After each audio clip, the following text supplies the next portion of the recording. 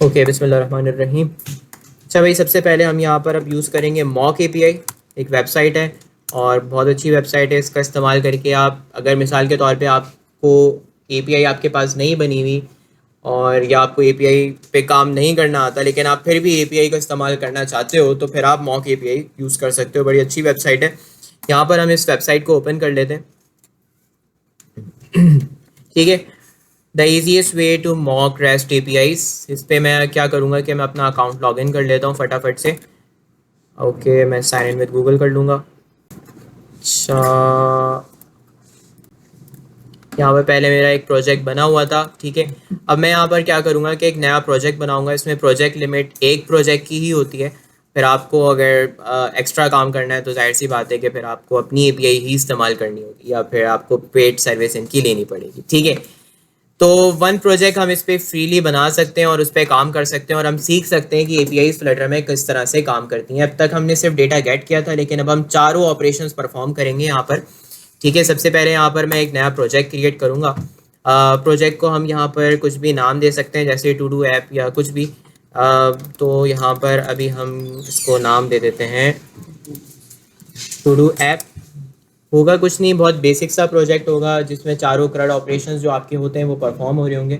लेकिन हमारा ये ऑपरेशंस करने का मकसद सिर्फ और सिर्फ ये है कि हमें इम्प्लीमेंटेशन करना आ जाए, या अगर एपीआईज के साथ फ्लटर पे काम करना हो तो वो किस तरह से किया जाता है।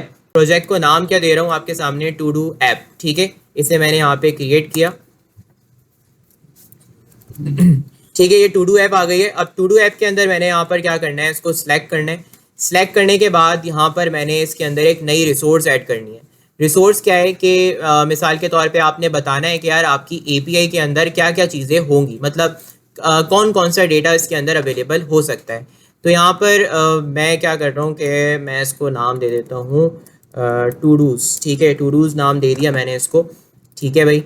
अच्छा, इसके बाद अब इसके अंदर आपने स्कीमा डिफाइन करना है। स्कीमा मतलब स्ट्रक्चर क्या होगा, कौन कौन सी फील्ड्स होंगी, उनकी डेटा टाइप्स क्या होंगी, वो सब आप यहाँ पर डिफाइन कर सकते हैं। तो आईडी तो यहाँ पे लगी हुई है ऑब्जेक्ट आईडी। अब ऑब्जेक्ट आईडी लगी हुई है तो ऑब्जेक्ट आईडी का मतलब होता है कि ये हर एक डॉक्यूमेंट के लिए एक यूनिक आईडी खुद से जनरेट कर देगा। यकीनन ये मोंगोडीबी के ऊपर इनका डेटाबेस बना होगा, तभी यहाँ पे ऑब्जेक्ट आईडी इन्होंने पास की हुई है। खैर, अब मैं यहाँ से बाकी की तमाम फील्ड्स हटा देता हूँ और ख़ुद की फील्ड्स ऐड करूँगा। ठीक है, यहाँ पे मैं प्लस के बटन पे क्लिक करता हूँ, ऐड फील्ड, और यहाँ पर मैं अपनी पहली फील्ड दे दूँगा टाइटल। ठीक है, यहाँ से फेकर जेएस की जो है लाइब्रेरी लगी हुई है। फेकर जेएस बेसिकली जावास्क्रिप्ट की एक लाइब्रेरी है जो फेक डेटा जनरेट करने का काम करती है। तो हम फेक डेटा तो जनरेट नहीं करवाना चाहते, हम चाहते हैं कि हम अपने फ्लटर ऐप के थ्रू डेटा जनरेट करें। तो यहाँ से फेकर जेएस को हटाकर मैं यहाँ पे कौन सी डेटा टाइप सेलेक्ट कर लूँगा, स्ट्रिंग सेलेक्ट कर लूँगा। ठीक है। इसके अलावा बताओ और क्या फील्ड्स रखूँ, यहाँ पर डिस्क्रिप्शन आएगा। ठीक है, फेकर जेएस। इसके अलावा यहाँ पर स्ट्रिंग आ गई। ठीक है, आईडी, टाइटल, डिस्क्रिप्शन, और मैं इसके अलावा ऐड कर देता हूँ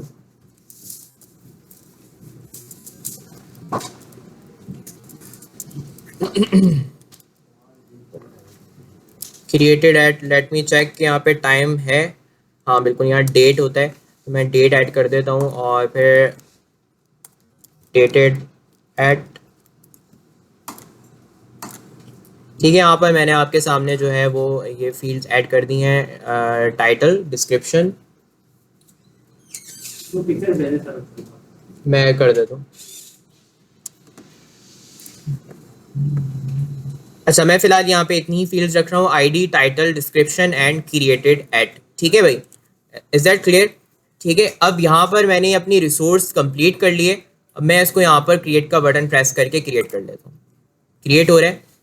अब यहाँ पर ये मेरी रिसोर्स बन चुकी है और इसका एंड पॉइंट आप दे सकते हो। एंड पॉइंट मिसाल के तौर पे ये आपके यहाँ पर आ रहा होगा। ये देखो, इसका एंड पॉइंट क्या आ रहा है, टू डूज। ये मेरी एपीआई का आउटपुट है और अभी यहाँ पर क्या आ रहा है, ब्लैंक एरे आ रहा है, एम्प्टी एरे आ रहा है, क्योंकि अभी मेरी एपीआई में कुछ डेटा है ही नहीं। अच्छा, आप फेक डेटा जनरेट कर सकते हो। मिसाल के तौर पे यहाँ पर मैं 19 पे क्लिक करता हूँ तो यहाँ क्या आ गया, डेटा जनरेटेड, यानी फेक डेटा मेरी एपीआई के अंदर जनरेट हो गया होगा। अच्छा, मैं आपको आज ये भी बताऊंगा कि आप मॉडल का जो हम काम करते हैं मॉडल बनाने का, प्रीवियस क्लास में मैंने मैनुअली आपको मॉडल बनाना सिखाया था, फ्रॉम मैप का मेथड था उसके अंदर। आज मैं बताऊंगा कि ऑटो जनरेट कैसे किया जाता है। मतलब एक मैनुअल वे भी हमने सीखा, आज हम ऑटोमेटेड वे भी सीख लेंगे इसका। तो सबसे पहले अब मैं एपीआई पे आया और यहाँ पर मैंने उसको रिफ़्रेश किया। तो देखो ये कुछ एपीआई का मेरा डेटा है, फेक डेटा है, अभी तो फेक ही है, मतलब इसमें कुछ भी रियल नहीं है। समझ में आ रहे? फेक डेटा जनरेट हो गया। डेटा का स्ट्रक्चर क्या है बताओ? डायरेक्ट ऑब्जेक्ट है या एरे ऑफ ऑब्जेक्ट है? एरे ऑफ ऑब्जेक्ट है, एक एरे आ रहा है और उसके अंदर फिर मल्टीपल ऑब्जेक्ट्स आ रहे हैं। देखो पहला ऑब्जेक्ट अगर मैं देखूं तो इसमें क्या है, मेरे पास टाइटल है, डिस्क्रिप्शन है, क्रिएटेड एट और फिर आईडी। आईडी ऑटो जनरेट हो रही है, ठीक है। आईडी हर एक डॉक्यूमेंट के लिए ऑटो जनरेट होगी। अब मुझे सबसे पहले इसके लिए क्या बनाना है, एक अदद मॉडल। मॉडल क्या होता है, प्रीवियस क्लास में बहुत डीपली मैंने डिस्क्राइब किया था कि मॉडल बेसिकली आपका डेटा स्ट्रक्चर होता है। वो डेटा जो आपने पोस्ट करना है या गेट करना है उसका स्ट्रक्चर डिफाइन कौन करता है, मॉडल, ठीक है। इसकी एक एग्जांपल भी हमने की थी कि अगर मॉडल ना बना हुआ हो या आप मॉडल्स का इस्तेमाल ना करें तो किन चीज़ों का आपको सामना करना पड़ता है। याद है हमने एक एपीआई कॉल की थी और उसके अंदर डिफाइंड था टाइटल, हमने गलती से कॉल कर दिया था नेम। बाय द वे वो एक्चुअल में हुआ था, मुझे वाकई नहीं पता था कि वहाँ टाइटल है और मैंने नेम कॉल कर दिया था। तो स्क्रीन पे क्या हुआ था, एरर आ गया था कि null check operator used on a null value. ये एरर एग्जैक्टली वहाँ पर आ गया था। फिर हम ये तलाश करते रहे थे कि भाई कहाँ पर गलती कर रहे हैं हम लोग, कहाँ पर कौन सी फील्ड गलत कॉल कर रहे हैं। तो इन चीज़ों से बचने के लिए हमें एक मॉडल डिफाइन करना चाहिए। एक मॉडल आपके पास होगा और उसके अकॉर्डिंगली आप डेटा फैच या पोस्ट करोगे तो आपको भी ट्रैक रहेगा और जो गलती के चांसेस हैं, एरर के चांसेस हैं, वो बहुत ज़्यादा कम हो जाते हैं, ठीक है। अच्छा, उसके अलावा जो एक प्रोफेशनल अप्रोच भी है फ्लटर के अंदर, यानी प्रोफेशनली जिस तरह से काम किया जाता है वो मॉडल्स बना के काम किया जाता है, ठीक है। अगर मॉडल नहीं बना के काम करोगे तो फिर आपको भी काम करने में प्रॉब्लम होगी और अगर आपके साथ कोई साथ ही कोई डेवलपर है तो उसको भी काम करने में प्रॉब्लम होगी, समझ में नहीं आएगा। अच्छी प्रैक्टिस ये कि आप मॉडल्स बनाएं। तो आज मैं आपको सिखाऊंगा कि आप ऑटो जनरेट कैसे कर सकते हैं मॉडल्स को, ठीक है। इसके लिए एक वेबसाइट है जिसका नाम है जेसन टू डार्ट, ठीक है। वैसे तो बहुत सी वेबसाइट्स और आपको वी एस कोड पे बहुत सी एक्सटेंशन मिल जाती हैं कि जो आपको मॉडल ऑटो जनरेट करके दे देती हैं, लेकिन मैं मोस्टली ये वाली वेबसाइट ज़्यादा यूज़ करता हूँ और क्विक टाइप की एक वेबसाइट है ये यूज़ करता हूँ। अगर मुझे एडवांस मॉडल बनाने होते हैं तो मैं क्विक टाइप का यूज़ करता हूँ। इस पर बहुत से ऑप्शंस मिल जाते हैं आपको मॉडल्स बनाने के लिए। आप कस्टमाइज़ करके जो है वो इस पर अपना मॉडल बना सकते हैं, ठीक है। अच्छा, मैं पहली वेबसाइट ओपन कर रहा हूँ। अब यहाँ पर ये आपसे क्या एक्सपेक्ट कर रहे हैं, जेसन, कि आप इसको अपना जेसन स्ट्रक्चर प्रोवाइड कर दें। तो मेरा जेसन का स्ट्रक्चर ये है ना, देखो तमाम ऑब्जेक्ट सेम है, सभी ऑब्जेक्ट्स के अंदर टाइटल, डिस्क्रिप्शन, क्रिएटेड एड और आईडी है, सब में मौजूद है। क्या किसी में नहीं है? लास्ट वाला भी देखूं तो उसमें टाइटल, डिस्क्रिप्शन, क्रिएटेड एड और आईडी सब कुछ मौजूद है। What I have to do कि मुझे जस्ट सिंपली ये ऑब्जेक्ट यहाँ से क्या कर लेना है, कॉपी करना है। पूरा कॉपी करने की नीड नहीं है, बस एक ऑब्जेक्ट कॉपी कर लो, दैट इज़ जस्ट इनफ। मैं इसको कॉपी करता हूँ, कॉपी करके यहाँ पर पेस्ट किया और यहाँ पर मैं अपने मॉडल को एक नाम दे दूंगा। मॉडल का नाम क्या होना चाहिए, टू डू मॉडल। ये मैंने अपने मॉडल को नाम दिया। देखो एक जो स्टैंडर्ड है, एक प्रोफेशनल अप्रोच ये होती है कि भाई आप जब भी अपनी क्लासेस का नाम रखें तो स्टार्टिंग लेटर कैपिटल होना चाहिए, ये रूल है। अक्सर औकात मैंने देखा है स्टूडेंट्स जो है वो पहला लेटर किसी भी क्लास का स्मॉल लेटर से या कैमिल केसिंग के अंदर लिख देते हैं, which is not a professional approach, ठीक है। इस तरह नहीं होता है, हमेशा स्टार्टिंग का लेटर कैपिटल होना चाहिए। आपकी कोई भी क्लास बनाए, अब किसी भी पर्पज़ के लिए बनाए, स्टार्टिंग लेटर कैपिटल होगा, ठीक है। यहाँ जनरेट डार्ट करता हूँ तो ये देखो पूरा मॉडल यहाँ पर राइट साइड पे जनरेट हो गया है। ये वही काम हुआ है जो हमने प्रीवियस क्लास में मैनुअली किया था, ये मॉडल हमने खुद से बनाया था और यहाँ पर क्या हुआ, ये ऑटो जनरेट हो गया, ठीक है। अब मैनुअल बनाने का रीज़न सिर्फ ये था कि आपको वर्किंग फ्लो समझ में आ जाए कि यार मॉडल बिहाइंड द सीन काम किस तरह से करते हैं। डन है, तो मॉडल मेरा तैयार है। अच्छा, यहाँ पर मैंने बनाया था फ्रॉम मैप के नाम से, इन्होंने बना दिया फ्रॉम जेसन के नाम से। तो कहीं पे आप फ्रॉम मैप का नाम देखोगे, कहीं फ्रॉम जेसन नाम देखोगे। इट्स योर चॉइस कि आप अपने मेथड्स को क्या नाम देना चाहते हो। तो ये वेबसाइट जो है जेसन नाम दे रही है, तो कोई मसले वाली बात नहीं है, दोनों ही कोई भी फ़र्क नहीं है। बेसिकली देखो, मैं पर्सनली फ्रॉम मैप लिखता हूँ। फ्रॉम मैप लिखने का मेरा अपना रीज़न ये होता है, मैं कहता हूँ कि यार डेटा जेसन में आए, जेसन से मैं उसको मैप में कन्वर्ट कर रहा हूँ। तो इसको भी हम यहाँ पे मैप प्रोवाइड कर रहे हैं ना, इसको भी हम क्या प्रोवाइड कर रहे हैं, मैप दे रहे हैं। तो इस वजह से मैं कहता हूँ इसको फ्रॉम जेसन नहीं फ्रॉम मैप को। अब ये मेरी अपनी पर्सनल थिंकिंग है, मैं इस वजह से ये करता हूँ। मैंने देखा है काफ़ी लोग जो है वो फ्रॉम जेसन लिख रहे होते हैं। तो इट्स योर पर्सपेक्टिव कि आप क्या लिखना चाहते हैं, दोनों का कोई भी डिफरेंस नहीं है, सेम ही काम करते हैं। तो यहाँ से मैं कोड कॉपी कर रहा हूँ और कॉपी करके मैं यहाँ पर अपने लिब के फोल्डर में आया और मैंने यहाँ पर एक फ़ोल्डर बनाया मॉडल्स के नाम से। डन। मॉडल्स के नाम का एक फ़ोल्डर है करेंगे, यानी कि मैं यहाँ पर आपको प्रोवाइडर इस्तेमाल करवाऊँगा। प्रोवाइडर की रियल अप्रोच क्या होती है, यानी मैं आपको अभी जो काम करवाऊँगा वो MVC पैटर्न पे करवाने वाला हूँ। यानी यहाँ कंट्रोलर बनेगा, व्यू बनेगा और मॉडल बनेगा। मॉडल पहले बना रहे हैं ताकि डेटा स्ट्रक्चर डिफाइंड हो जाए, उसके बाद हम अपना कंट्रोलर व्यू वगैरह बना के काम करेंगे। ठीक है। अच्छा, वैसे ये काम डायरेक्ट भी हो सकता है, लेकिन डायरेक्ट में बात वही है कि वो प्रोफेशनल अप्रोच नहीं है और उस तरह से सीखने। हाँ, देखिए बहुत से पैटर्न्स होते हैं, MVC होता है, MVVM होता है, क्लीन कोड आर्किटेक्चर होता है। फ्लटर में जो आप कह रहे हैं कि जो प्रोफेशनली ज़्यादा यूज़ होता है वो MVC MVVM यूज़ होता है। ठीक है, तो मैं आपको MVC करवा रहा हूँ ताकि आपको जो है वो इस पर हैंड्स ऑन हो जाए। अगर MVC समझ गए तो MVVM और क्लीन कोड आर्किटेक्चर भी समझना आपके लिए मसले वाली बात नहीं होगी। ठीक है। और प्रोफेशनली भी यार इसी तरह से काम होता है। अक्सर औकात स्टूडेंट डायरेक्ट कर रहे होते हैं बिना MVC पैटर्न के, काम तो हो जाता है लेकिन कोई अच्छी अप्रोच नहीं होती वो। तो मैं यहाँ पर प्रॉपर फोल्डर स्ट्रक्चर बनाऊँगा, मॉडल्स, व्यूज़, और फिर मैंने यहाँ पर एक और फोल्डर बनाया कंट्रोलर्स का और एक और मैं यहाँ पे बनाऊँगा सर्विसेज। तो अब हम यहाँ पर काम स्टार्ट करते हैं। सबसे पहले तो मुझे एक पैकेज रिक्वायर्ड होगा। कौन सा पैकेज होगा? वो HTTP का पैकेज चाहिए होगा ताकि मैं APIs के साथ प्रॉपर्ली काम कर सकूं। तो यहाँ पर मैंने पैकेज इंस्टॉल किया, फ्लटर पब ऐड। पैकेज का नाम क्या था भाई? HTTP का पैकेज मैंने यहाँ पर अपने पास इंस्टॉल कर दिया। कमांड होती है किसी भी, आपने अगर पैकेज को ऐड करना है फ्लटर पब ऐड, और अगर कोई पैकेज रिमूव करना हो तो क्या लिखोगे? फ्लटर पब रिमूव और आगे पैकेज का नाम। ठीक है, डन है। अच्छा भाई, यहाँ तक तो काम हो गया। अब मैं अपना ये टर्मिनल क्लोज कर देता हूँ एंड चलते हैं हम मॉडल्स की तरफ। मॉडल्स के अंदर आने के बाद फर्स्ट ऑफ ऑल तो मैंने यहाँ पर क्या करना है, एक फ़ाइल बनानी है और इस फाइल को मैंने नाम दिया टू डू मॉडल डॉट, और वो जो अभी मैंने कोड जनरेट करवाया है वो सारा कोड मैंने यहाँ पर क्या किया, पेस्ट कर दिया। इसमें ये जो चीज़ है ये आपकी क्लास की प्रॉपर्टीज़ हैं। ठीक है, ये क्या है भाई बताएं? ये मॉडल नहीं नहीं, कंस्ट्रक्टर है हमारा, हमारी क्लास का कंस्ट्रक्टर है जो डिफाइन करता है कि मॉडल के अंदर क्या क्या चीज़ें, यानी जब आप इस मॉडल क्लास का ऑब्जेक्ट बनाएंगे तो उसमें क्या क्या चीज़ें रिक्वायर्ड हो सकती हैं। रिक्वायर्ड तो नहीं, खैर इसने ऑप्शनल रखा हुआ है सारा कुछ ही, title, description, created at, ID वगैरह सब ऑप्शनल है। इसके अलावा ये जो मेथड है ये क्या काम करता है, ये सिंपल ये काम करेगा कि हमारे मैप्स को मॉडल में कन्वर्ट करने का काम करता है। आएगा। अब मैं आपको यहाँ पे समझाता हूँ कि हो क्या रहा है कि जब आप फ्रॉम मैप का फंक्शन कॉल करते हैं तो ये आपसे कहता है कि आप इसे डेटा प्रोवाइड करें, लेकिन किस फॉर्मेट में? मैप के फॉर्मेट में। देखो, जब हमारे पास API से डेटा आता है तो वो जेसन की शक्ल में होता है, तो जेसन से हम हमेशा उसको डिकोड करते हैं। तो जब आप अपने डेटा को डिकोड करोगे तो वो एक मैप बन जाएगा। अब मैप में मसला ये आता है कि आपको कीज़ स्पेसिफिकली खुद टाइप करके कॉल करनी पड़ती हैं, जिसमें एरर के जो खदशात हैं वो बढ़ जाते हैं, एरर के चांसेस बढ़ जाते हैं। तो हम यहाँ पर ये करते हैं कि अपने मैप को फर्दर किस में कन्वर्ट करवाते हैं, एक मॉडल में कन्वर्ट करते हैं।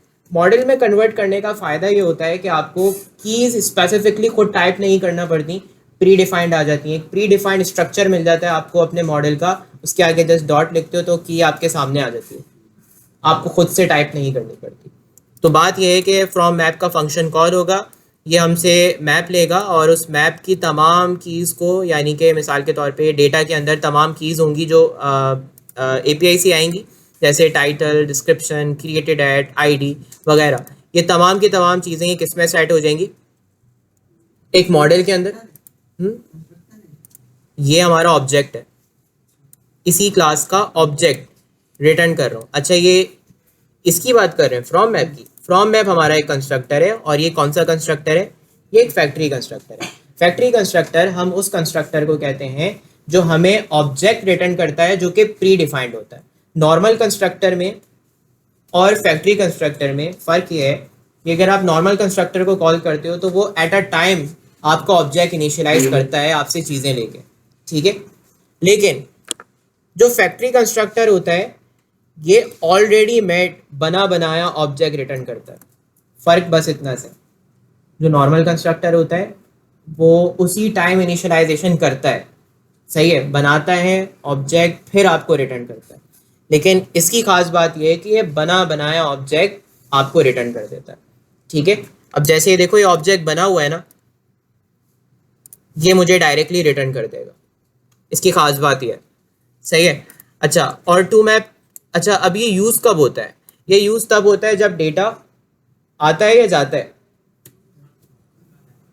जब डेटा आ रहा होता है, जिसको हम जेसन से मैप और फिर मैप से मॉडल में कन्वर्ट करते हैं। और जब डेटा पोस्ट होता है तब हम कौन सा मेथड यूज़ करेंगे? टू मैप का मेथड। टू मैप जब आप कॉल करोगे तो ये आपसे तमाम डेटा लेगा एक मैप की शक्ल में, और इस मैप का तमाम डेटा ये किसके अंदर सेट कर देगा? यार इन्होंने थोड़ा सा स्ट्रक्चर अपने हिसाब से रखा हुआ है, खैर काम तो वही हो रहा है। करेगा क्या ये जब आप इसे कॉल करोगे आपके मॉडल को किस में कन्वर्ट करके देगा? एक मैप में कन्वर्ट कर देगा, यानी जिसको आप ऑब्जेक्ट भी कह सकते हो। Got it? बस हमारा मॉडल तैयार है। अब आएंगे हम सबसे पहले व्यू पे। पहले हम अपना प्रेजेंटेशन लेयर तैयार कर लें, यानी व्यू बना लें, तो फिर हमारे लिए काम करना आसान रहेगा। तो हम अपनी एप्लीकेशन को रन करेंगे। भाई हमारी एप्लीकेशन रन हो गई है। फर्दर अब हमने पहले व्यू पे काम करना है, सही है। प्रॉपर व्यू को हम यहाँ पर डिफाइन करेंगे और उसके बाद आगे बढ़ेंगे, ठीक है। तो सबसे पहले यहाँ पर मैंने ये तमाम कोड रिमूव कर दिया जो यहाँ पे डिफ़ॉल्टली आ रहा होता है, सही है।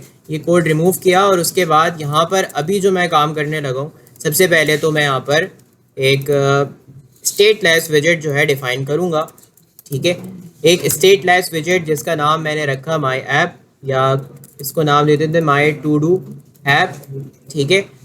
इतना करने के बाद यहाँ पर ये वाला जो मैंने क्लास बनाई है, इसका ऑब्जेक्ट हम कहाँ पास करेंगे? यहाँ पर फर्दर मैंने क्या ऐड करना है, यहाँ पर हम अपनी मटेरियल ऐप को कॉल करेंगे जो हमारी टॉप लेवल विजेट होती है, सही है। यहाँ मैंने कॉल किया मटेरियल ऐप को। मटेरियल ऐप के अंदर हमारी होम प्रॉपर्टी आती है जिसके अंदर हम अपना डिफ़ॉल्ट पेज पास कर रहे होते हैं, ठीक है। अच्छा, इसके अलावा व्यूज़ पे आते हैं। इसमें मैं सबसे पहले ऐड करूँगा क्या? Add to do dot dart, ठीक है। यहाँ पर मैं एक फ़ाइल आपके सामने मैंने बनाई है add to do dot dart की फ़ाइल। इसमें होगा कुछ ये कि जब मैं एक पूरा फॉर्म फिलअप करूँगा और ऐड का बटन प्रेस करूँगा तो वो तमाम डेटा मेरी API पे पोस्ट होगा और वहाँ पे नज़र भी आएगा, ठीक है। तो यहाँ पर मैंने सबसे पहले एक विजेट बनाया और इसको नाम दिया ऐड टू डू पेज, सही है। इसको नाम क्या दिया? Add to do page. यहाँ पर हम पूरा एक फॉर्म बनाकर अपना तमाम डेटा API पर पोस्ट करना सीखेंगे, ठीक है। अब आया मेन पेज पे, मेन डॉट डार्ट पे, और मेन पेज में अपना कौन सा दिखाना चाहता हूँ? मैं यहाँ पे ऐड वाला पेज दिखाना चाहता हूँ, यानी मैंने यहाँ पे ऐड टू डू का पेज कॉल कर दिया ताकि एप्लीकेशन स्टार्ट होते ही पहला पेज फ़िलहाल के लिए ये नज़र आए। बाद में चेंज कर लेंगे इसको, लेकिन अभी एक ही पेज है तो ये काफ़ी रहेगा, सही है। अब यहाँ पर स्कैफोल्ड आ गया। स्कैफोल्ड के अंदर ऐप बार मैंने यहाँ पे इम्प्लीमेंट किया, इसको टाइटल दिया, टाइटल में आ गया टैग्स, इसमें मैंने यहाँ पर इसको दे दिया टेक्स्ट की जगह हेडिंग भी लगा सकते हैं। हाँ, आप यहाँ पर अगर इमेज चाहें तो यहाँ पर आप इमेज भी लगा सकते हैं, आप कुछ भी लगा सकते हैं, आप जो भी लगाना चाहते हैं, ठीक है। ओके, इसके बाद यहाँ पर हमारे पास, इसको मैं कलर भी प्रोवाइड कर देता हूँ, बैकग्राउंड कलर्स डॉट, यहाँ मैंने इसको एक कलर प्रोवाइड कर दिया और एप्लीकेशन मुझे एक बार रीस्टार्ट करनी होगी। तो यहाँ पर ये मेरे पास माई टू डू ऐप करके लिखा हुआ नज़र आ रहा है। साथ में मैं इसका फोरग्राउंड कलर सेट कर दूंगा वाइट पर, ताकि ये जो टेक्स्ट है वाज़े तौर पे यहाँ पे विजिबल हो सके। अब ये माई टू डू ऐप प्रॉपरली लिखा हुआ नज़र आ रहा है। अब मैंने यहाँ पे बना दिया इसकी बॉडी, यानी पेज पे क्या नज़र आएगा, ये जो वाइट एरिया है पूरा, यहाँ पे आप क्या दिखाना चाहते हो, तो मैंने यहाँ पर पास किया कॉलम, ठीक है। कॉलम में चिल्ड्रन के अंदर अब हमने यहाँ पे क्या पास करनी है, यहाँ पर मैं 2 टेक्स्ट फील्ड्स बनाऊंगा जिनका डेटा यहाँ पर हम इंसर्ट करेंगे, ठीक है। एक तो होगी टाइटल फील्ड, दूसरी कौन सी होगी, डिस्क्रिप्शन फील्ड, ठीक है। और फिर तीसरी यहाँ पे क्या चीज़ होगी, आपका एक ऐड वाला बटन आ जाएगा। देखो ज़्यादा मैं अभी इसमें चीज़ें ऐड नहीं कर रहा, क्योंकि मैं सिर्फ ये चाह रहा हूँ कि आपको इसका MVC पैटर्न समझ में आ जाए और आपको कंट्रोलर्स के साथ कैसे काम किया जाता है वो आपको समझ में आ जाए, ठीक है। अब यहाँ पर मैंने एक टेक्स्ट फील्ड ऐड करनी है। टेक्स्ट फील्ड ऐड करने के लिए मैंने यहाँ पे लिखा टेक्स्ट फील्ड, ये मेरी एक टेक्स्ट फील्ड आ जाएगी। आपको अब यहाँ पे प्रॉपर एक टेक्स्ट फील्ड नज़र आ रही होगी, इसमें मैं कुछ भी टाइप कर पा रहा हूँ, ठीक है।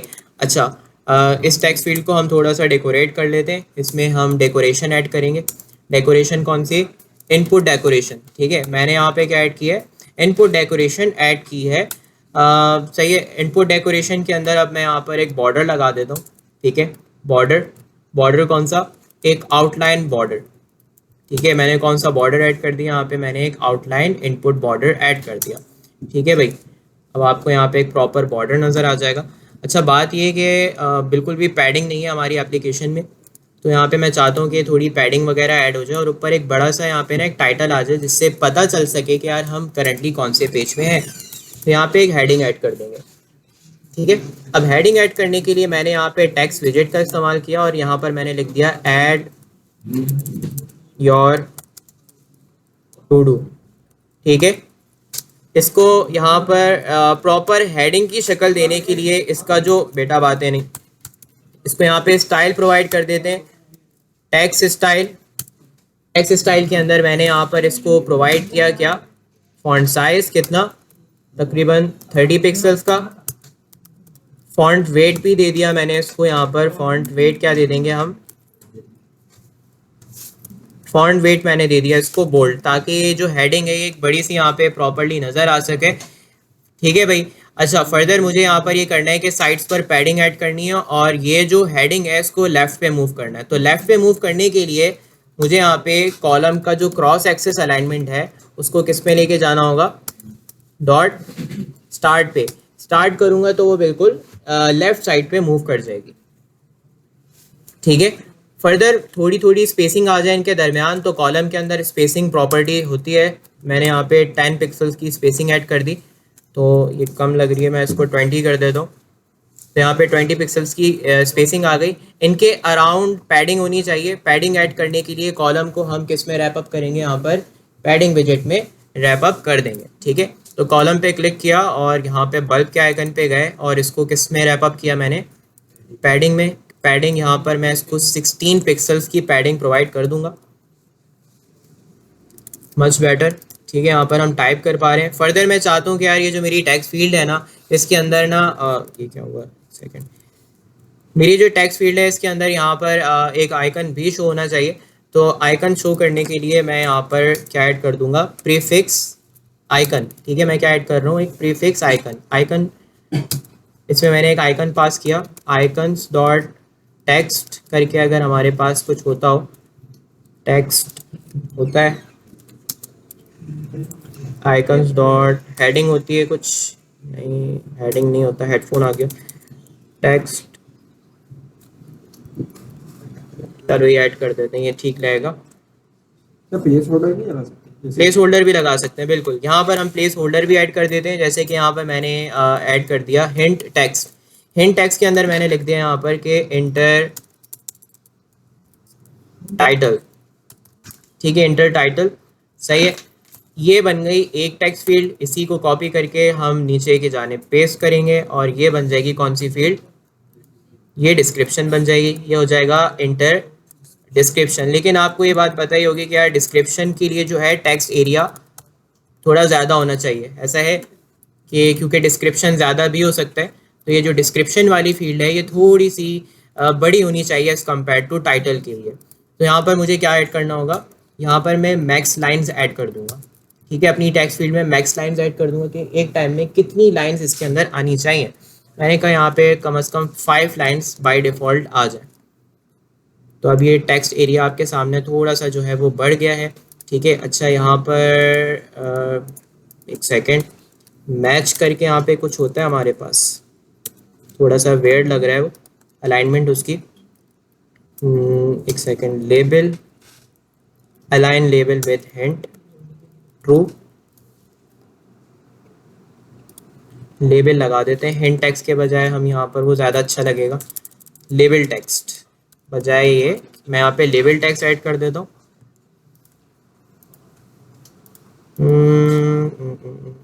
बाय डिफ़ॉल्ट आइकन की अलाइनमेंट ऐसी आती है।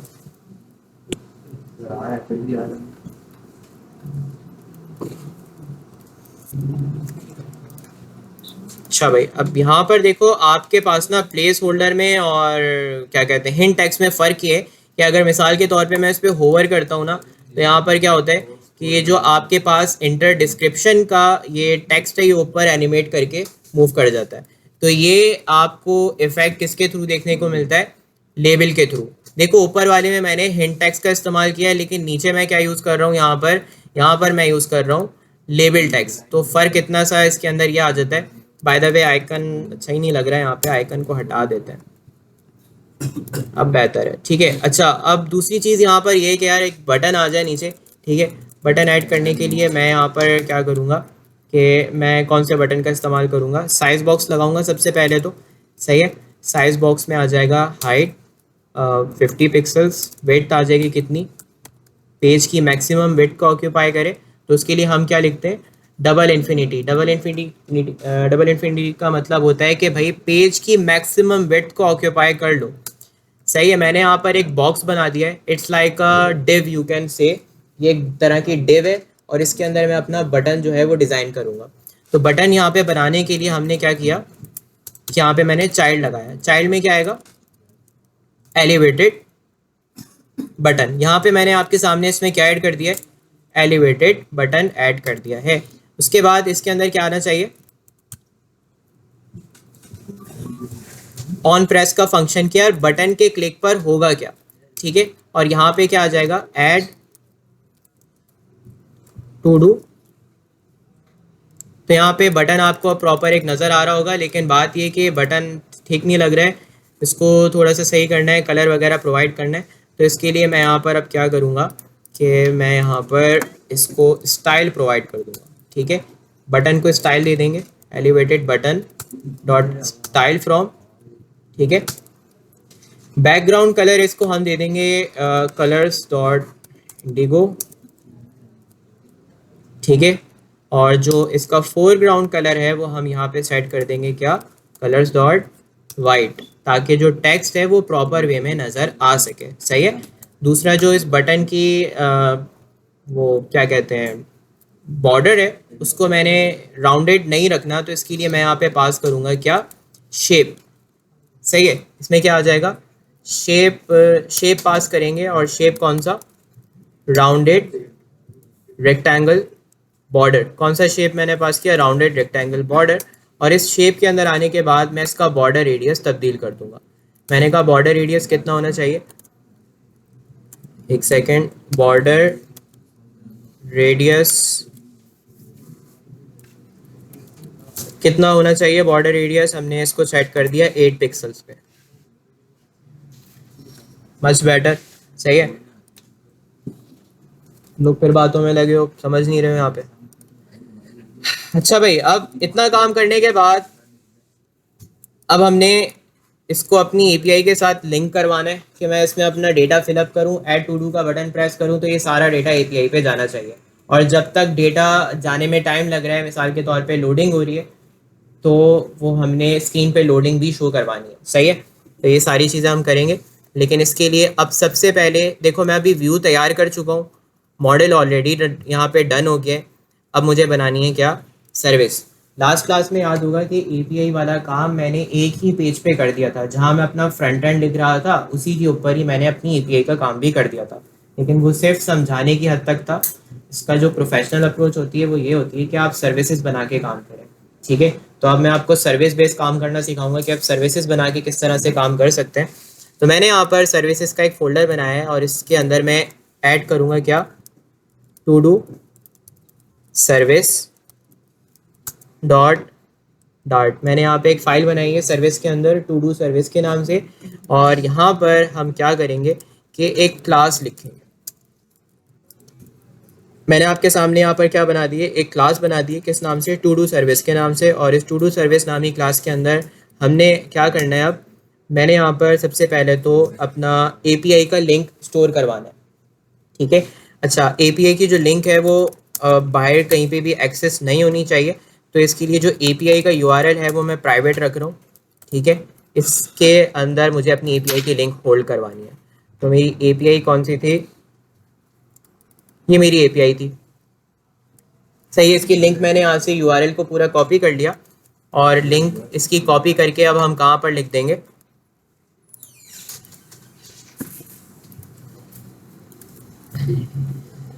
सर्विसेज का काम क्या होता है? सर्विस आपकी डेटा सोर्स होती है जहाँ से डेटा आता है। मिसाल के तौर पे API कॉल करना, API पोस्ट करना, वो सारा काम हम सर्विस के अंदर करते हैं। और उस डेटा को हैंडल करने का काम कौन करेगा, कंट्रोलर, ठीक है। और किस स्ट्रक्चर के अकॉर्डिंगली वो डेटा को हैंडल करेगा, वो किस में होता है, मॉडल, ठीक है। और कहाँ पर प्रेजेंट करेगा डेटा को, व्यू पे, सही है। तो सर्विस आपकी वो सोर्स है कि जहाँ से डेटा आता है, ठीक है। तो यहाँ पर हम सबसे पहले अब अपने मेथड्स को डिफाइन करेंगे, ठीक है। अब कौन कौन से मेथड्स यहाँ पर होंगे, सबसे पहले अगर हम बात करें, यहाँ पर हमारा जो पहला मेथड होगा वो गेट मेथड होगा, सॉरी पोस्ट करेंगे पहले। बेटा क्या हो गया, तो मैंने यहाँ पर सबसे पहले डेटा पोस्ट करने का काम करना है। तो पोस्ट करने के लिए सबसे पहले तो मैं यहाँ पर एक मेथड लिखूंगा, और इस मेथड को मैंने नाम दिया पोस्ट टू डू, ठीक है। पोस्ट टू डू, नाम कुछ भी दे लो, it's your choice. Post to do किस टाइप का मेथड होगा, ठीक है। तो हमने यहाँ तक जो है वो API की URL जो है वो मैंने यहाँ पे पेस्ट कर दिया। अच्छा, अब इसके बाद जो हमने नेक्स्ट काम करना है वो ये है कि सर्विस के अंदर अपना पोस्ट का मेथड बनाना है, ठीक है। तो इसके लिए मैं यहाँ पर एक मेथड जो है वो ऐड कर देता हूँ। मैंने यहाँ पर एक फंक्शन बनाया यानी कि, और इस मेथड को मैं नाम दे देता हूँ पोस्ट टू डू, ठीक है। पोस्ट टू डू मैंने इसको नाम दिया। और जब भी हम टू डू पोस्ट करेंगे तो उसके लिए मुझे यहाँ पे दो चीज़ें चाहिए होंगी, एक तो उसका टाइटल, दूसरा उसका डिस्क्रिप्शन मुझे चाहिए होगा, ठीक है। अब आते हैं मेथड की बॉडी के अंदर, और मेथड की बॉडी में आने के बाद हम ट्राई और कैच का यहाँ पे इस्तेमाल करेंगे ताकि एक्सेप्शन से बचा जा सके, ठीक है। उसके बाद मैं यहाँ पर अपना HTTP का जो मेथड है, पैकेज है, वो मैं ऑलरेडी इंपोर्ट कर चुका हूँ। सिंपली मैंने यहाँ पर अब क्या करना है कि मैंने यहाँ पर आने के बाद सबसे पहले तो जो है वो HTTP को इस्तेमाल करते हुए पोस्ट की रिक्वेस्ट करनी है। तो यहाँ पे मैं पोस्ट मेथड का इस्तेमाल करूँगा, जो कि मेरे पास कौन से पैकेज से आता है, HTTP के पैकेज से आता है। यहाँ पर एक्सपेक्ट किया जा रहा है कि मैं इसको URL प्रोवाइड करूँ। तो URL मैं इसको कहाँ से प्रोवाइड करूँगा, देखिए मेरे पास ऊपर URL है, ठीक है, लेकिन पोस्ट मेथड को जो URL है वो URI फॉर्मेट में चाहिए होता है। तो यहाँ पर मैं क्या करूँगा, URI.parse, और इसके अंदर मैं अपना API की URL पास कर दूँगा, ठीक है। उसके बाद अगली चीज़ होती है यहाँ पर हेडर्स बेसिकली आपको पता है कि हमारे पास API पे जब आप डेटा पोस्ट करते हो तो जो डेटा आप पोस्ट कर रहे हो उसके रिगार्डिंग कुछ एक्स्ट्रा इन्फॉर्मेशन होती है जो कि आप हेडर्स में डिफाइन करते हो, ठीक है। अब इसके अंदर जो मैं हेडर आपके सामने डिफाइन कर रहा हूँ उसका नाम है कंटेंट टाइप, ठीक है। कंटेंट टाइप, कंटेंट का हमारा टाइप क्या है जो हम पोस्ट कर रहे हैं, उसका टाइप है एप्लीकेशन forward/JSON, ठीक है। हमारे कंटेंट का टाइप आ गया। इसके बाद जो है वो हम यहाँ पर इसमें बॉडी पास कर देंगे। बॉडी यहाँ पर हमारे पास क्या होगी, बॉडी यानी कि जो डेटा आपने एक्चुअल में भेजना है वो आप यहाँ पर डिफाइन करोगे, ठीक है। तो सबसे पहले तो मैं डेटा प्रिपेयर कर लेता हूँ जो मैंने सेंड करना है, ठीक है। यहाँ पर मैं डेटा प्रिपेयर कर रहा हूँ जो मैंने आगे फॉरवर्ड करना है, ठीक है। तो मैंने यहाँ पर जो है वो टू डू मॉडल बनाया था, ठीक है, मॉडल्स के अंदर, तो मैं उसी का यहाँ पर इस्तेमाल करूँगा। मैंने यहाँ पर इसको नाम दिया टू डू डेटा, और ये मेरा टू डू मॉडल क्लास का क्या आ जाएगा, यहाँ पर एक अदद ऑब्जेक्ट आ जाएगा। ठीक है, अब टू डू मॉडल के अंदर मुझे सबसे पहले अपने टू डू की आईडी प्रोवाइड करनी है। आईडी जो है वो हम यहाँ पर क्या करेंगे, आईडी मैं यहाँ पर चाहूँगा कि मैं अपने टू डू की आईडी जो है वो यूनिकली जनरेट करवाऊँ। तो इसके लिए मैंने यहाँ पर एक पैकेज जो है वो इस्तेमाल किया हुआ है WID के नाम से। ठीक है, आपने ये पैकेज इंस्टॉल करना है। इंस्टॉल करने के लिए आपने यहाँ पर सिंपली क्या करना है कि आपने लिखना है flutter pub add WID। ये कमांड लिख के आप एंटर करेंगे, आपके पास ये पैकेज इंस्टॉल हो जाएगा। इंस्टॉल करने के बाद आपने कुछ इस तरह से यहाँ पे ये पैकेज इंपोर्ट करना है। इंपोर्ट कर लेने के बाद आप क्या करेंगे कि आप इसका यहाँ पर एक ऑब्जेक्ट बनाएंगे, WID का एक ऑब्जेक्ट क्रिएट करेंगे, ताकि आप क्या कर सके, एक यूनिक आईडी जो है वो जनरेट कर सके। ठीक है, तो इसके लिए यहाँ पर मैं क्या कर रहा हूँ, UUID का मैंने यहाँ पर एक अदद ऑब्जेक्ट बनाया। ये मैंने यहाँ पर इसका एक अदद ऑब्जेक्ट बनाया। अब इस ऑब्जेक्ट की मदद से मैं क्या कर सकता हूँ, मैं अपने टू डू के लिए यूनिक आईडी जनरेट करवा सकता हूँ। ठीक है, तो यहाँ पर मैंने WID के ऑब्जेक्ट को कॉल किया और इसके आगे मैं जैसे ही डॉट लगाता हूँ तो यहाँ पर मेरे पास कुछ मेथड्स आ रहे हैं, जैसे V1 V4 V5 वगैरह। यहाँ पर मैं V4 का इस्तेमाल कर लेता हूँ। V4 बेसिकली क्या करता है, आपके पास जो है वो एक रैंडम कॉम्बिनेशन जो है वो क्रिएट कर देता है नंबर्स का, अल्फ़ाबेट्स का। ठीक है, और हमेशा यूनिक होता है ये। ठीक है, तो ये एक यूनिक किस्म का एक कॉम्बिनेशन बना देगा अल्फ़ाबेट्स और नंबर्स का, जिसको मैं अपनी आईडी अपने टू डू की आईडी जो है वो मान दूंगा। ठीक है, इसके बाद आता है टाइटल। टाइटल में क्या आएगा, टाइटल में जो भी आपने टाइटल प्रोवाइड किया होगा वो टाइटल हम इसमें यहाँ पर पास कर देंगे। ठीक है, उसके बाद आता है डिस्क्रिप्शन। तो डिस्क्रिप्शन कहाँ से आएगा, जो भी आप यहाँ डिस्क्रिप्शन दोगे वो आप यहाँ पर इसको प्रोवाइड कर दोगे। ठीक हो गया। एंड देन आफ्टर यहाँ पे आता है क्रिएटेड ऐड। क्रिएटेड ऐड के अंदर हम टाइम बताएंगे कि भाई आपने टू डू किस टाइम में क्रिएट किया। तो इसके लिए मैं यहाँ पे पास कर देता हूँ डेट टाइम डॉट नाउ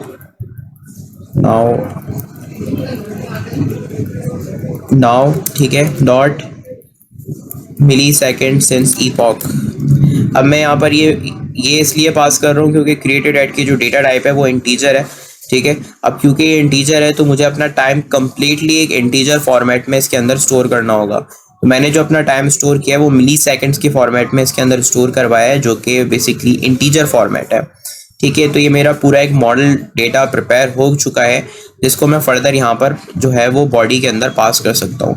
मैंने आपको बताया था कि भाई आपके पास जो मॉडल होता है, आपके पास जो कोई भी मॉडल होता है, आप उसको पहले मैप में कन्वर्जन करते हो। मैप में कन्वर्जन करने के बाद आप उसको अपने जेसन डेटा के अंदर डिफाइन करते हो, यानी कि आप उसको फिर इनकोड कर देते हो। ठीक है, तो यहाँ पे मैंने अपने टू डू डेटा को कॉल किया, which is basically a model. To do data को यहाँ पर मैंने किस में कन्वर्ट कर देना है, टू मैप के अंदर। अब ये जो टू मैप का मेथड है ये हम ऑलरेडी मॉडल्स के अंदर ऑलरेडी डिफाइन कर चुके हैं। इसका काम सिंपल ये है कि मॉडल्स को मैप में कन्वर्ट कर देता है। अब मुझे यहाँ पे रिसीव होगा एक मैप, लेकिन मुझे क्या चाहिए, बॉडी में हम हमेशा जेसन डेटा सेंड करते हैं, तो इसको मुझे फर्दर क्या करना होगा, जेसन इनकोड का मेथड इस्तेमाल करना होगा। ठीक है, मैंने यहाँ जेसन इनकोड का मेथड लगाया और इसके अंदर मैं अपना डेटा पास कर दूंगा, यानी मैं अपना मैप पास कर दूंगा। डन, ये मैंने पोस्ट की रिक्वेस्ट यहाँ पर कंप्लीटली बना ली है। ठीक है, अब यहाँ पर पोस्ट की रिक्वेस्ट जाने में वेट करना होगा, एसिंक्रोनस मेथड है तो वेट करेंगे। वेट करने के बाद यहाँ पर रिस्पांस रिसीव होगा, तो जो भी रिस्पांस होगा उसको हम एक वेरिएबल में होल्ड करेंगे। ठीक है, रिस्पांस नामी वेरिएबल में होल्ड करेंगे। ठीक है, उसके बाद हम ये चेक करेंगे कि अगर रिस्पांस का जो स्टेटस कोड है वो 201 के इक्वल्स है। 201 का मतलब होता है कि भाई आपकी जो रिक्वेस्ट थी, जो आप पोस्ट कर रहे थे, वो सक्सेसफुली सर्वर पे क्रिएट हो चुकी है। ठीक है, तो उस सूरत में मैं यहाँ पर चाहूँगा कि मुझे क्या रिटर्न कर दे, कि मुझे ट्रू रिटर्न कर दे। एल्स क्या रिटर्न करे भाई, एल्स मैं कह देता हूँ कि एल्स तुम मुझे रिटर्न कर देना फॉल्स, कि अगर मिसाल के तौर पे सर्वर पे डेटा पोस्ट ना हो सका तो तुम मुझे क्या यहाँ से रिटर्न कर दोगे, उस सूरत में तुम मुझे फॉल्स वैल्यू रिटर्न कर दोगे। और इन केस अगर कोई एक्सेप्शन आती है तो फिर क्या करेंगे, फिर हमने कहा कि यार जो भी एक्सेप्शन आई उसके लिए तुम यहाँ पर एक्सेप्शन थ्रो कर देना। जो भी एक्सेप्शन कॉट होगी ना यहाँ पर, उसको मैं यहाँ से थ्रो करवा दूंगा। ठीक है, ये हमारा मेथड तैयार हो गया, जिसमें मैं आईडी जनरेट करवा रहा हूँ, मतलब ऑब्जेक्ट बना रहा हूँ। फिर ये मैंने अपना टू डू डेटा प्रिपेयर किया जो मुझे आगे सर्वर पे पोस्ट करना है। फिर मैंने यहाँ पे पोस्ट की रिक्वेस्ट डिफाइन की, जिसके अंदर मैंने अपनी एपीआई की यूआरआई डिफाइन की, कंटेंट टाइप बताया, मतलब हेडर्स डिफाइन किए।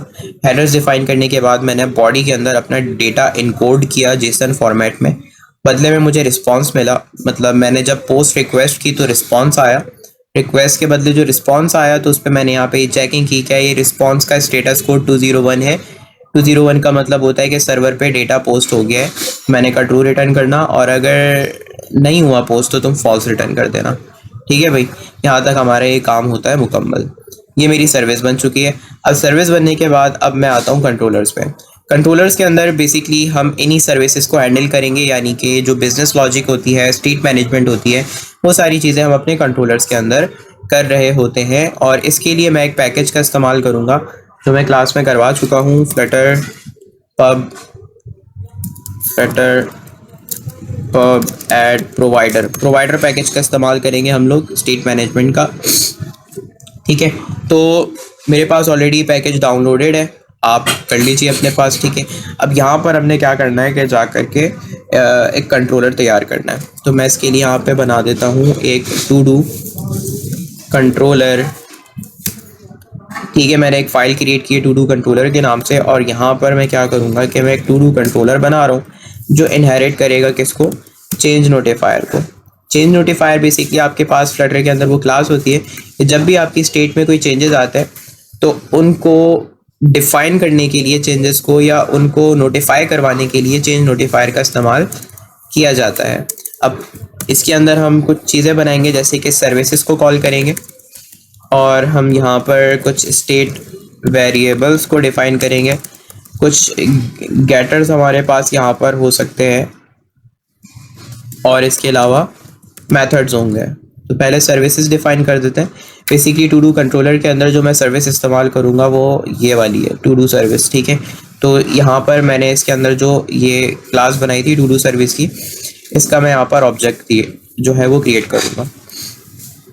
तो यहाँ पर मैंने टू डू सर्विस का आपके सामने जो है वो एक ऑब्जेक्ट बनाया टू डू सर्विस का। डन, तो ऑब्जेक्ट बन गया। अब बनाएंगे हम state variables. State variables basically वो वेरिएबल्स होते हैं जो हमारी स्टेट को कंट्रोल कर रहे होते हैं या स्टेट को चेकआउट कर रहे होते हैं। तो स्टेट में क्या क्या चीज़ें आ जाती हैं, जैसे एरर्स, ठीक है, लोडिंग, डेटा, जो भी रिस्पॉन्स आया वगैरह, वो सब चीज़ें यहाँ पर हमारे पास स्टेट के अंदर आ जाएंगी। तो यहाँ पर सबसे पहले तो मैं एक बूलियन वेरिएबल बनाऊंगा जिसकी मैंने यहाँ पे नाम रखा है इस लोडिंग। बाय डिफ़ॉल्ट ये रहेगा फॉल्स। इसके अलावा एक और वेरिएबल मैं यहाँ पे क्रिएट करूँगा जिसको मैंने नाम दिया है एरर। इसके अंदर क्या होगा, एरर स्टोर होंगे। इनिशियली ये फॉल्स है और एरर क्या है, यहाँ पर स्ट्रिंग, एम्प्टी स्ट्रिंग है। डन। उसके बाद आते हैं गेटर मेथड्स। गेटर्स का काम होता है कि इन प्राइवेट वेरिएबल्स की वैल्यूज़ को गेट करने का काम करते हैं। ठीक है, तो इसके लिए यहाँ पर मैंने एक गेटर डिफाइन किया, बूल गेट। गेटर को नाम दिया गेट,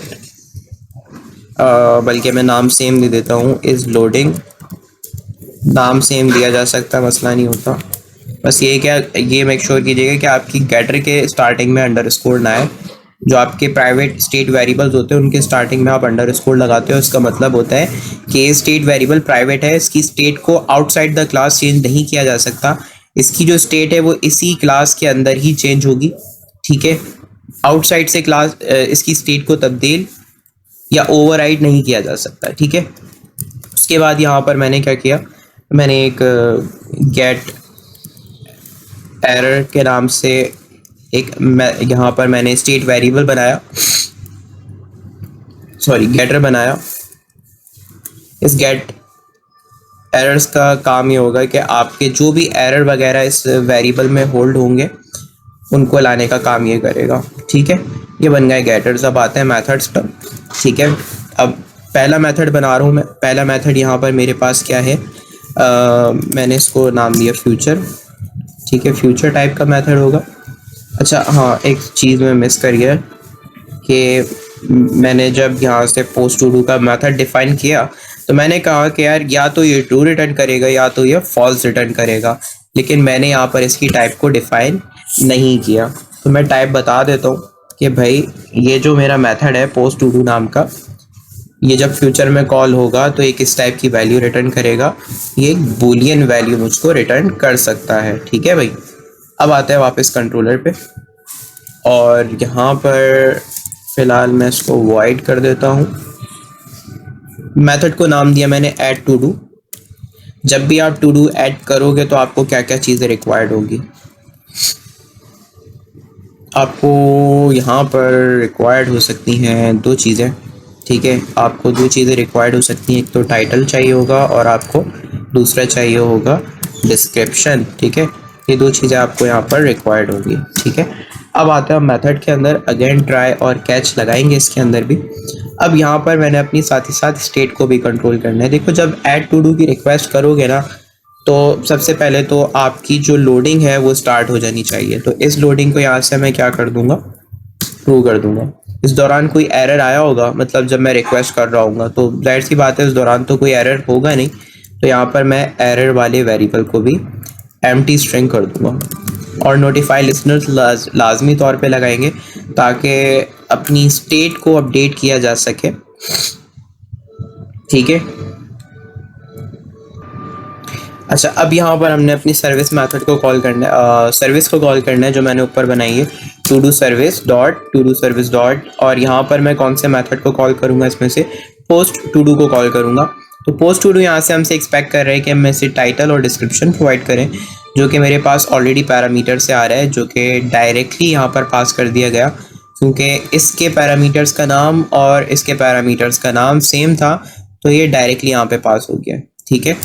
तो यहाँ पर पोस्ट टू डू के मेथड के अंदर मैंने अपना टाइटल और डिस्क्रिप्शन पास किया। अब बात करते हैं पोस्ट टू डू की, तो ये आपको फ्यूचर में क्या वैल्यू प्रोवाइड करेगा, बूलियन, ठीक है।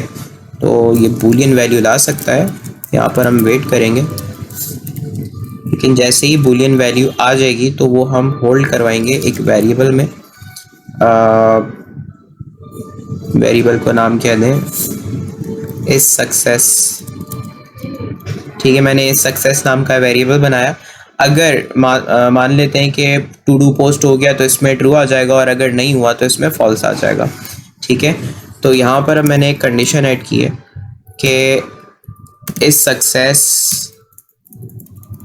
नॉट, कि अगर सक्सेस ना हुई, यानी वहाँ से पोस्ट टू डू की तरफ से एक फॉल्स वैल्यू रिटर्न हुई है, तो उस सूरत में आप क्या करेंगे, तो उस सूरत में हम ये करेंगे कि अपने जो एरर नाम के वेरिएबल हैं उसके अंदर हम एक एरर होल्ड करवा देंगे, failed to post to do, ठीक है। और इसके अलावा अगर अगर अगर मिसाल के तौर पे ऐसी कोई सिचुएशन होती है,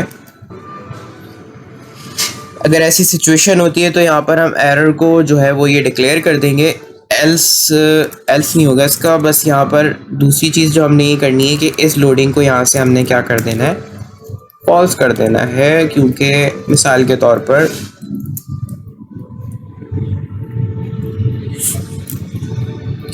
फॉल्स हम इस वजह से कर देंगे क्योंकि मिसाल के तौर पे अगर आपकी रिक्वेस्ट गई और बदले में ट्रू या फॉल्स आया, तो जो भी आया होगा इस सक्सेस के अंदर, दोनों ही सूरतों में आप ये चाहेंगे कि यार आपकी लोडिंग जो है वो स्क्रीन से हट जाए, लोडिंग ना होती भी नजर आए। तो यहाँ पर इस लोडिंग को मैंने यहाँ पर क्या कर दिया है, फॉल्स कर दिया है। और हाँ, नोटिफाई लिसनर लगाना नहीं भूलना है वरना स्टेट अपडेट नहीं होगी। तो मैंने यहाँ नोटिफाई लिसनर वापस से लगा दिया है। तो बस सिंपल है कि आप ऐड टू डू करेंगे, लोडिंग ट्रू हो जाएगी, एरर इस दौरान कोई नहीं होगा, स्क्रीन पे नोटिफाई कर दिया जाएगा।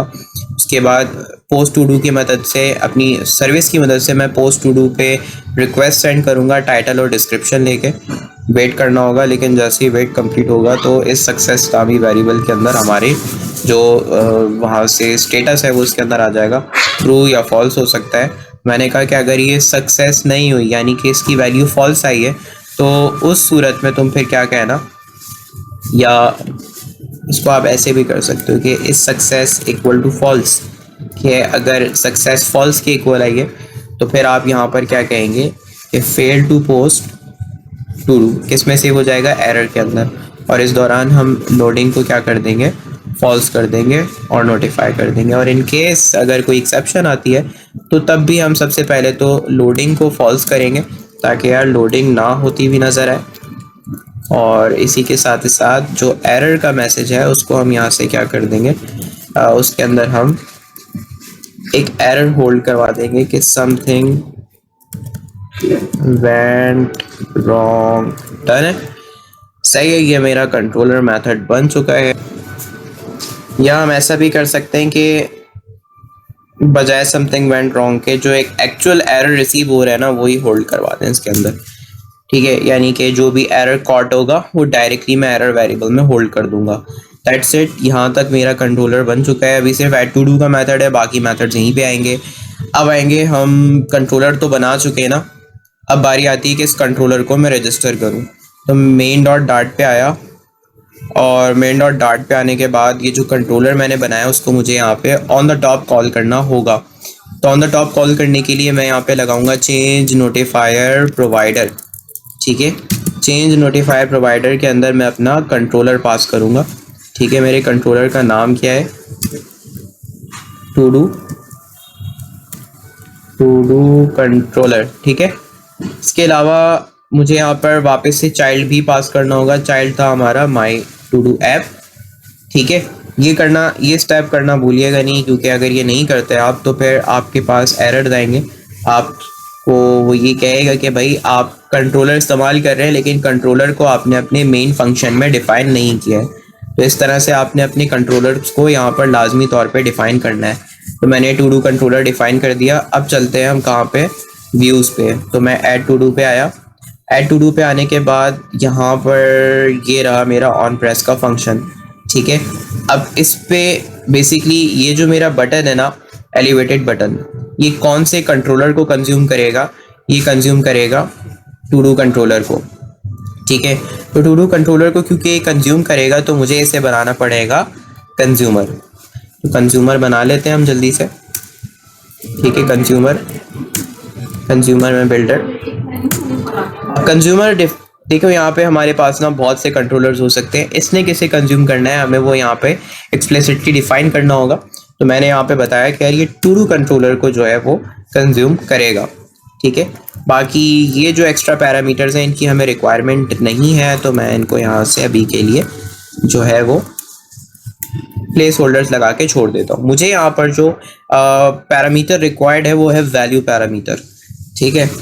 यहाँ पर मैं वापस से रिटर्न कर दूंगा बटन, ताकि ये एक यहाँ पर कंज्यूमर बना जा सके, ठीक है। अब आते हैं हम अपने ऑन प्रेस के मेथड के ऊपर। देखो जब हम पोस्ट करेंगे टू डू को तो हम नहीं चाहते कि उस दौरान यूज़र बार बार इस पर प्रेस कर सके। देखो एक बार रिक्वेस्ट कर दी ना, मैंने बटन पे टैप कर दिया, उसके बाद ना बटन डिसेबल हो जाए और लोडिंग नज़र आने लगे, ठीक है। तो इसके लिए मैंने यहाँ पर ना एक कंडीशन है, ठीक है। वैल्यू कौन सी, ये वाली वैल्यू को मैं यहाँ पे कॉल करूँ। देखो वैल्यू में आ क्या रहा है, कंट्रोलर आ रहे हैं, तो वैल्यू डॉट आ रहे हैं सारे स्टेट वेरिएबल। मैंने यहाँ पे इस लोडिंग वेरिएबल को कॉल किया।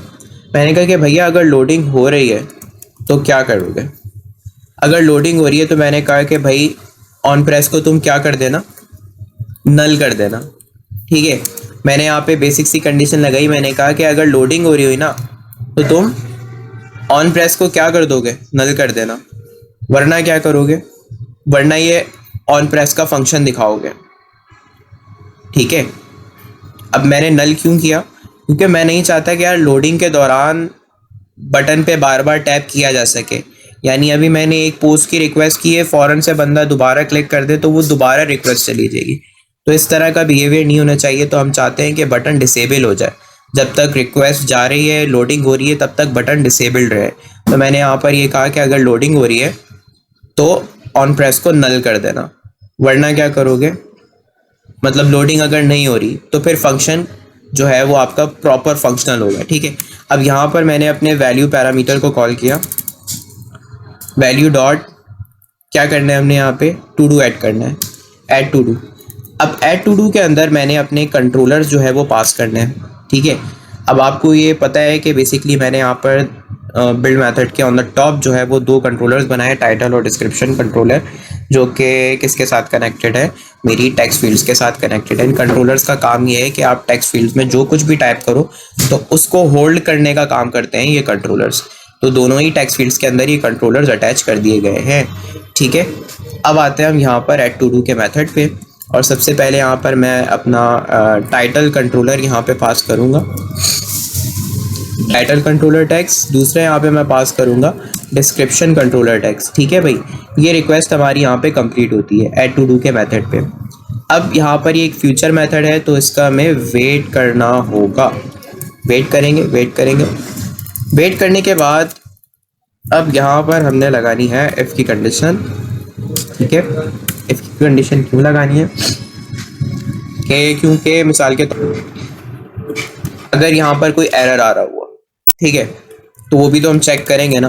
तो मैंने कहा कि value dot gate errors dot is not empty, कि आप वैल्यू से एरर्स को गेट करो और वो एम्प्टी ना हुए, यानी एरर कोई ना कोई आ रहा हुआ तो फिर आप वो स्क्रीन पे नोटिफिकेशन की शक्ल में दिखा दीजिएगा। तो इसके लिए मैंने यहाँ पे यूज़ किया scaffold messenger of context show snack bar. मैं यहाँ पे किसका यूज़ कर रहा हूँ, मैं यहाँ पे एक स्नैक बार का इस्तेमाल कर रहा हूँ जिसके थ्रू मैं यूज़र को नोटिफिकेशन दिखा सकूँ। अच्छा, मैंने यहाँ पर कहा कि यार अगर कोई एरर आ रहा है तो स्क्रीन पे दिखा दो। किस शक्ल में दिखाओगे, टेक्स्ट की शक्ल में दिखा देना। तो वैल्यू डॉट गेट एरर्स, ठीक है, जो भी एरर आ रहा हुआ वो आपको एक टेक्स्ट की शक्ल में यहाँ पर नज़र आ जाएगा, सही है। एल्स क्या होगा बताओ, एल्स में ये होगा कि अगर एरर ना आ रहा हुआ फिर आप क्या बोलोगे, to do added successfully, तब ये मैसेज दे दोगे। यहाँ तक बात समझ में आ रही है कि हमने यहाँ पर ये कह दिया कि to do added successfully, सही है। अच्छा, इसी के साथ ही साथ जब टू डू ऐड हो जाए ना तो मेरे कंट्रोलर्स क्लियर हो जाने चाहिए। तो मैंने यहाँ पर टाइटल कंट्रोलर को कॉल किया, कहाँ गया टाइटल कंट्रोलर क्लियर, मतलब ऐसा ना हो ना कि डेटा पोस्ट कर दिया फिर भी टेक्स्ट फील्ड में वैल्यू लिखी हुई आ रही है तो अजीब लगेगा। तो इस वजह से मैं अपने कंट्रोलर्स को क्लियर कर देता हूँ, ठीक है। अच्छा, इसके बाद लोडिंग भी दिखानी है। तो लोडिंग दिखाने के लिए मैं यहाँ पर क्या करूँगा, ऐड टू डू की जगह मैंने यहाँ पर ये कहा कि वैल्यू डॉट इस लोडिंग। मैंने कहा कि अगर लोडिंग हो रही है तब क्या करना है, अगर लोडिंग हो रही है तो तब क्या करना है। तो मैंने कहा कि भाई फिर आप ना यहाँ पर एक प्रोग्रेस इंडिकेटर दिखा देना सेंटर में, वरना क्या करोगे, वरना आप यहाँ पर क्या दिखाओगे, वरना आप यहाँ पर एक टेक्स्ट जो है वो दिखा दोगे, ठीक है भाई। ये हमने जो है यहाँ पर ये काम किया। तो चलें अब हम देखते हैं कि रिक्वेस्ट जारी है या कोई मसला आ रहा है। तो ये मेरी एप्लीकेशन यहाँ पर रन हो रही है और एप्लीकेशन रन हो गई है, और अब हम देखते हैं कि क्या ये काम कर रही है। फर्स्ट, अरे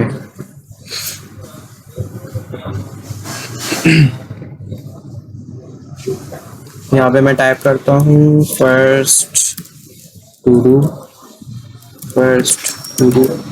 ऐड टू डू का बटन प्रेस करते हैं तो लोडिंग आ रही है और यहाँ पर आ गया है to do added successfully. और ये देखिए यहाँ पर जो मैंने चीज़ लिखी थी वो क्लियर हो गई है, क्योंकि मैंने वहाँ पे क्या कहा था कि अगर टू डू ऐड सक्सेसफुली हो जाए तो कंट्रोलर्स को क्लियर कर देना। तो ये मेरा डेटा जो है यहाँ पे ऐड हो गया। लेट्स चेक, देखिए यहाँ पर एपीआई पे डेटा आ गया। तो हमने जो है वो आज की क्लास में ये काम किया कि हमने अपने डेटा को सक्सेसफुली ऐड पोस्ट करना सीखा एपीआई पे। नेक्स्ट क्लास में हम ये करेंगे कि डेटा को गेट करना सीखेंगे। गेट तो वैसे हम लोग ऑलरेडी 2 क्लासेस में कर चुके हैं, लेकिन अब यहाँ पे हम एमवीसी पैटर्न के अप्रोच के थ्रू हम देखेंगे कि डेटा गेट कैसे किया जाता है, डिलीट कैसे